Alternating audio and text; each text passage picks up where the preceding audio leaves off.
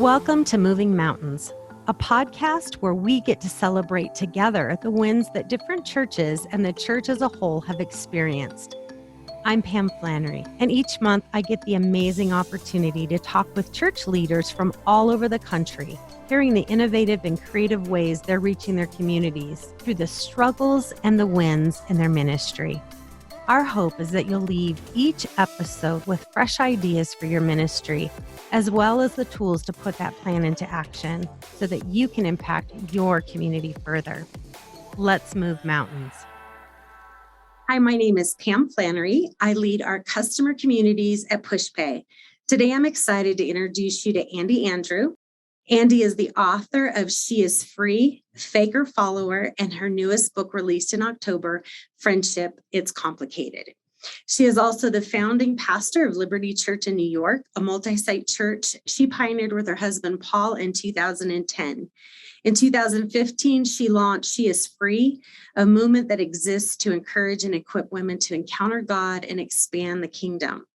Currently, Andi's life is focused on raising her 4 kids in Brooklyn, writing books, creating for her show and podcast, Coffee with Andi, building Liberty Church, and traveling to invest in churches and lives all around the world. Andi, it is such an honor to have you as our guest today. Pam, it's so good to meet you and get time with you guys today. Thank you for having me. We're just honored. As you know, I got to speak with your father-in-law, Greg, and I told you earlier, he just sang your praises, and I've never heard anyone do that like he did. He just, just spoke so highly of you, and he told me about Coffee with Andi, the podcast. And I said, I gotta watch it. So I watched her first and I subscribed. It was so good. Thank you. And in one of your podcasts, you confirmed something that I have been feeling for months. And that is, we need to go first. And that is what you speak about in your newest book, Friendship, It's Complicated. You confirm the value of pursuing authentic connections and being intentional with our friendships. Would you share with our listeners what inspired you to write this book and what impact you hope it has on others? Oh my gosh, absolutely. But first of all, I do have to just touch on my father-in-law, Greg. Isn't he just the most amazing human on the planet? Yes, the kindest man. And he has adopted me like his own daughter. So I'm really grateful for that. And I'm glad we got to meet because of him. I am too. Yeah, he really did sing your praises. And I thought, what an honor. That speaks so highly about both of you, his character and yours as well. And I just felt very honored that I was able to have that connection because your podcast, it's funny. My husband walked in and I was laying on the floor and I'm listening to it. He goes, who are you listening to? And I told him, he goes, that sounds really good. I go, it's for ladies. For the ladies. And then I said, no, actually, he goes, Pam, there's some really good content in there. I go, there is. Yeah. We let the guys listen too, if they want to, we'll let them. Oh, good. It's good for everyone. Yeah. But you're right. This new book though, I think, it's definitely for the ladies. But the principles applied to relationships. And I loved your question about the whole going first thing. I think that's really important. And if you don't mind, I might just shoot off in a couple of directions with this. Go for it. Yeah. Okay. As to obviously why I wrote the book, but how going first is so important. And I know for me, what I realized was probably about 5 years ago, I was a grown woman with children, you know what I mean?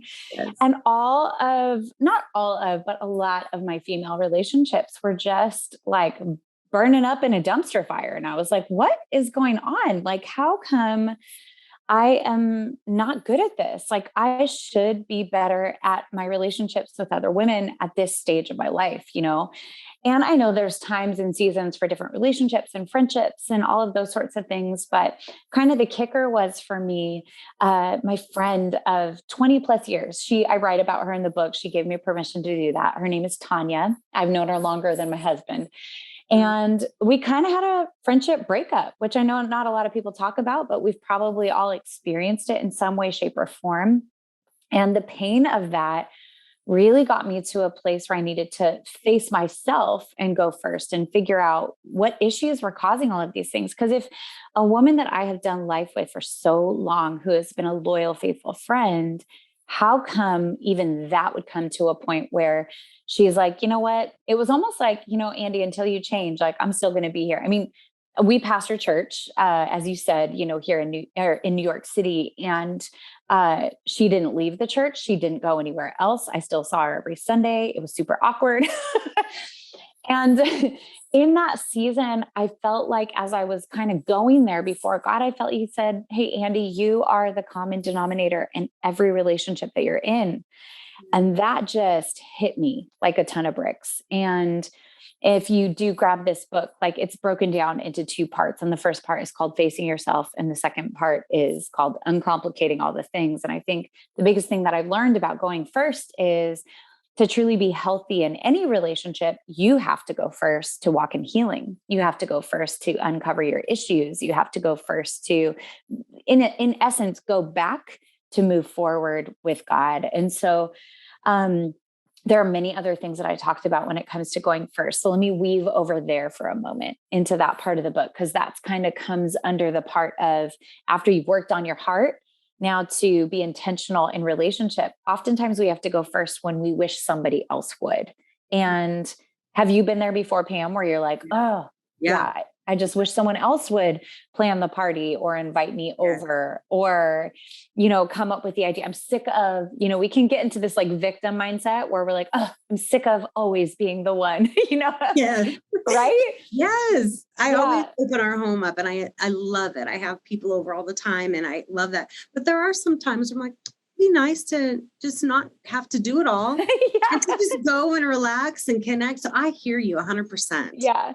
Yeah. And I think, really what I allude to is a lot of different things when it comes to intentionality and going first. A lot of times we have to go first and give grace when, I just think about the times where, first of all, the amazing grace that God has given us. But also when you screw up royally, when you don't get it right, when a friend gives you grace and still loves you, how beautiful is that? Mm-hmm. And so I think that's one of those things where we have to go first and give grace to people, even when you just wish they would do better. And then we have to go first as well and forgive people and let go and be the first to maybe make peace when you wish somebody else would. Don't sweep it under the carpet. That's, keeping the peace, but making peace, having a hard conversation, and then going first and sending a text message and saying, hey, do you guys want to get together and do a book study together once a week? Hey, do you guys want to go out to a movie and have a girls' night? Hey, do you guys, even when, again, you wish somebody else would. And I think I looked to a mentor and mother in the faith of mine, Maria Durso, who's also an amazing woman in New York City. Her son, Chris Durso, has just taken over the church that her and her husband pioneered and planted. And she'll call me or text me at least once a week and just pour out her life. Now, this woman's story, now talk about the power of going first. I'm going somewhere with this. Love it. She, when she was born, and this is her testimony, she's actually on my podcast as well a couple of times. She's phenomenal. But she was born prematurely. Her mother died at childbirth. Her father became an alcoholic and sent her away to a nunnery in Yonkers to be raised. She was given alcohol at a young age and sexually abused by the nuns. She became a heroin addict. And then she wildly got saved in the hippie era and started to be a part of the church. And then her and her husband plant this church in Queens. And she doesn't have any mentors. She doesn't have any women that believe in her. It's hard to make friends when you're the leader of a church. But guess what this woman does? She always goes first. She is never a victim. She is always opening the door for someone else. She will text me an encouragement, a word of wisdom, a word of prophecy at least once a week. And she doesn't need to do that, but she has shown me the power of going first, no matter the pain that you have faced in your past. And that's because I watched this woman. She serves a real Jesus who has truly healed her. And it is mind blowing to watch. So she's gone first in my life, and I want to be like her and go first in other women's lives as well. What a testimony she has. Most people would just feel like this is my lot in life, even I've seen Christians even have a victim mentality where they just stay in that pattern, or they just make excuses. What an inspiration. Has she written a book or anything? She has. Okay. So her first one is called From Your Head to Your Heart. It's about the 12-inch journey. And so she talks about how she was like saved in her mind, but when it dropped down into her heart, how it became revelation. I mean, it's such a good book. And then the second one, her newest one, is called Ageless. And it's the secret to the spiritual fountain of youth. And so she's just so wonderful. So, but again, I always have to talk about her when it comes to going first, because we all have those people in our life that did that for us. And I know for me, I want to be that for somebody else. So, And if we didn't, then we need to be that person. Because some of us haven't had that. And what is it that saying is, be what you want others to be in your life. You be that person. We can't wait. Totally. Yes. You speak about something in your podcast that I listened to, one of them that I think a lot of people run away from. I don't think that I liked it early on, and probably in my 20s, but I have grown to love. And that is confrontation. Yeah. I think when it's done right, it can be so healing, and it can bring you closer. So you speak about conflict, probably, I believe, in your book, right? Oh, definitely. And in your podcast, and how it is so important to confront with truth and love. Both and, and being ourselves in Christ. So why is healthy confrontation valuable? Well, honestly, I think if we just look around today, like we have the most unhealthy confrontational culture that we probably have ever had. Social media platforms, emails, like we can be faceless and we can come for people. We can cancel them. We can cut them down. We can say things we would never say in a loving way to somebody's face. And just straight up, it's not biblical. So if you're a believer, if you're not a believer, I don't have that expectation of you.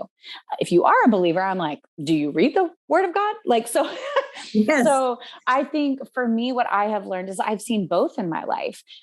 You have to know yourself. You have to know what your strengths and your weaknesses are. There are some people that are just really good at confrontation. They're good at healthy confrontation. They love to have the conversation. For me, truly, when there's pain in a relationship, I would prefer to solve it right then and there. Like I know myself, I want to have the conversation, and I know not everybody is always willing to do that. I find it very easy to have conflict with people that I know won't leave me. And I know that sounds wild.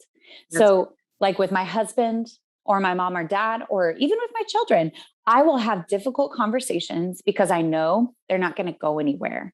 Whereas if it's someone that's in my church or in my church that's become a dear friend, and they have the option to walk away from me, they have the option to move or leave or go to another church, I know that one of my issues is that I will become passive. And so that's where the challenge therein lies for me. So we have to know ourselves and where the challenge is when it comes to healthy confrontation and not being passive aggressive. So, and that's the thing, we become all passive, and then you'll say these aggressive things in a conversation. They're like, do we need to talk? And so what we have to get good at, and what I realized in myself, is the moment that I sense something like that is to go, hey, I just want to ask A, B, and C. Are we okay? Let's have healthy expectations of each other. So even in a conflict that I just had with a very dear friend, in a very healthy way, she texted me and said, hey, I just need to let you know that what you did, and this was the situation, she goes, that actually hurt me. And it was funny. I didn't have adrenaline hit my gut. I wasn't worried because I knew that the way she confronted it was very loving. And so I wrote her back and I said, wow, I am so sorry that I hurt you. Are we able to pick up the phone and have a conversation? And we did. And in that conversation, we were very quick to forgive each other. And I said, I probably just needed to understand your expectations of me because I totally missed those, and vice versa. So I think the best way that we can do healthy conflict is as soon as possible. Yes. And that's biblical. Yeah, because what do? We all know we've done it. I hate that it's true, is that something happens. We know it bothered us. We stew on it. We think about it. We process it. We wonder what they really meant. We make up this whole conversation that hasn't happened with them. Then maybe we talk to somebody else about it, just processing. Yeah. And before you know it, there's a major wedge in your relationship. You've been gossiping about them. And instead, all you had to do was text them and go, hey, can we chat about what just happened there? Because that was, I just want to understand what you meant, or I want to help you understand what I meant. And so we just have to do it quickly. So I know I talked about like a lot of different things, but honestly, I guess my encouragement to everybody listening is let's choose to live biblically when it comes to healthy confrontation with truth and love, because we're just not. And I need to grow in it. We all need to grow in it. I really appreciate that you told your friend, can we pick up the phone and talk? Because when you go back and forth on text, you can't hear tone. Yeah. You write one word wrong. You don't think about how the tone will sound. Like, this is where I feel like I am part of the older generation now. Like, I leave voice memos instead of text most of the time, because I want people to hear tone, especially if I'm having to say something difficult. If that person doesn't have the time to pick up the phone and have a conversation, I want people to hear that I'm loving. And yeah, I might be saying something hard, but let's pick up the phone and talk if we can. I'm all about that life. So, Andi, as we all get your book and we're in the dead of winter, we're cuddled up in our blanket near the fire, sipping tea or coffee, reading your book. If you could join someone in a living room as they're reading it, or just hear your voice through the pages of what you've written, what do you hope that women will get out of your book? What is the biggest takeaway? And it doesn't have to be one, but what do you hope that this is the big change in their life? This is something that can really transform things in their lives. I pray that they will get healing from the wounds that they have received through relationship. And I pray that they will gain the courage to go again and try again. That's really my hope, because I think every single one of us have been wounded and have pain in relationships, because that's where we are on the planet. We're meant to do life together, but it can stop us from wanting to re-enter into relationships. So I pray that as people heal, the courage will come and they will step back in. And kind of, it's like there's this barrier, right? Where I think I say this and I'm going to get my own quote wrong, but there's the pain of isolation versus the pain of messy, godly connection. We have to, that's what self-preservation is. Self-preservation is instead choosing the pain of isolation over the pain of messy, godly connection. So my prayer is that our pain threshold will rise a little bit, that we'll be willing to step in and do things well and gain courage again. That's my hope. Oh, I love that. I want to ask you one more thing, because you just triggered something in me. Not in a bad way. I'm hearing a lot of people, and I feel like it's those that are either in therapy or have come out of therapy. Explain, if you will, when are boundaries healthy and when is it just a place to shut people down? Yeah, I think there is we have to gain a healthy understanding of that. It's interesting. I talk about boundaries a few times in the book, and one of them is in the navigating betrayal chapter, which is interesting, because what would happen when you walk through betrayal, which all of us have, when you walk through a fresh betrayal, what do you want to do? You want to shut everybody out. You want to use the boundaries word. And I think what has happened with this word boundaries is people probably haven't read the book. Yes. They lack understanding maybe on what it is. So I would encourage everyone to go read the boundaries book, first of all. But I think what we have to gain understanding is on what is mine and what is somebody else's. Somebody else's point of view, opinion, worldview does not have to throw you into a tailspin. Right. That's what a healthy boundary is. It means that they can sit at your table, but it doesn't have to make you fly off into a rage or shut people out or down. If you picture literally two houses next to each other with a fence in between, imagine your next door neighbor has a junkyard in the back, and you have kept your lawn nice and trimmed. You're doing the work in your own yard. You're pulling the weeds. You're cleaning things up, but they keep knocking over your fence and throwing some of their junk into your backyard. You are literally going to keep throwing it back over. And then they're going to be like, can I come over and hang out? You'll be like, absolutely not. As soon as you start to own your stuff, I would love to get time with you. And they're like, hey, can you come over and clean it up? No, I'm not going to come over and clean up your stuff. I'm going to let you clean up your yard. And if you want to live in that mess, that's fine, but don't bring it over here. Don't throw it into my yard. That's not for me to fix. That's not for me to carry. And I think in any relationship that we have, boundary wise, even with my own husband, my children, so the people that are the closest to me, is even I have to have an understanding of this is for me to own, not for you to fix or carry, and vice versa. Where when my kids are like, hey, fix this. And I'm like, no, this is a time for you to grow and take ownership of your life. And there's a part in that I write. Can I just give you 3 quick things on boundaries? Yes, okay. I want them. Yes. Yeah. So I quote actually one of my husband's messages in here because we preached on boundaries, taught on it a little bit, but he just gives 3 quick things. And this is just a note on boundaries. Number 1, boundaries are about valuing ourselves and others. So when we practice healthy boundaries, we are empowered to build relationships grounded in love. Number 2 is that boundaries inform us. And I think this is really helpful. If someone crosses one of my boundaries, the world doesn't fall apart. But it's as though a warning light appears on my dash. It's information. And number 3 is that boundaries protect us. We are each called to guard our hearts. So that includes our values, thoughts, feelings, passions, sins, weaknesses, history, and strengths. And I think that these are the things with boundaries where we have to understand that we are responsible for taking care of our own lives and who we let into our lives, who we let out of our lives. And so that's one of the things with boundaries that I think is really important. That's a really quick word on boundaries, but that's great. Yeah. That was from a sermon you said? Yeah, my husband preached this sermon. And I think even in the notes at the back of the book, I gave people where they could go listen to it. You remember where that is? Because I would love for our listeners to know. Yeah. So where you can get it is if you go on to the Liberty Church, libertychurch.com, and you go into the messages part, it's called literally, my husband's name is Paul Andrew, and the message is called Healthy Boundaries.